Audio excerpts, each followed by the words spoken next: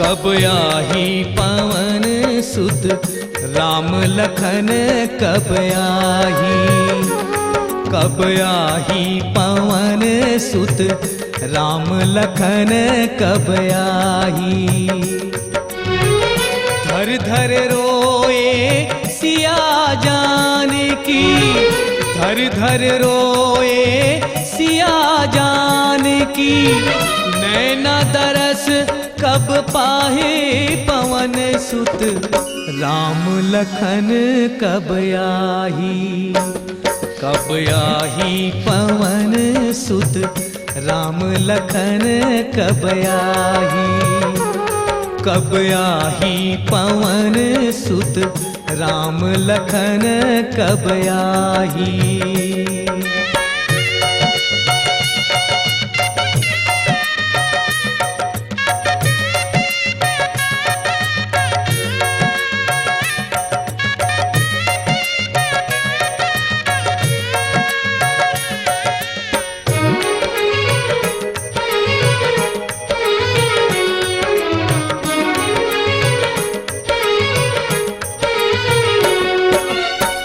हर के लंका में लाए निशाचर दुख देवत हे मोला।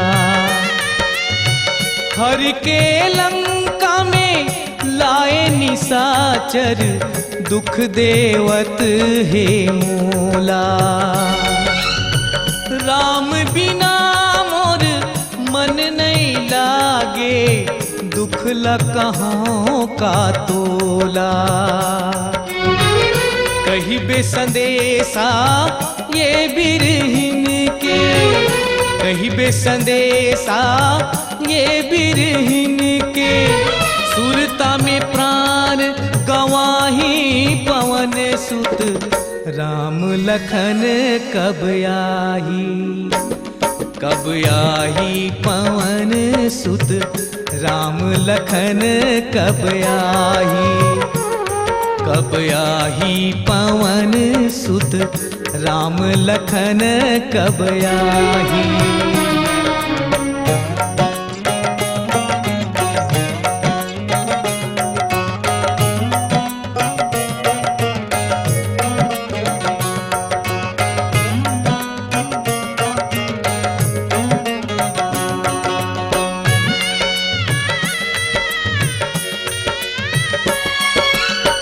एक एक दिन जैसे जुग जुग लागे रात लागे चौमासा।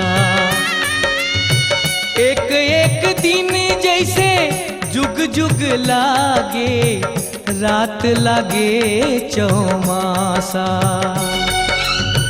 रोई रोई नैना के नीर सुखागे राम दरस के पियासा। जग भर के तही दुख के हरैया, जग भर के तही दुख के हरैया। दुख मोर कब ये नंदाही पवन सुत राम लखन कब आही।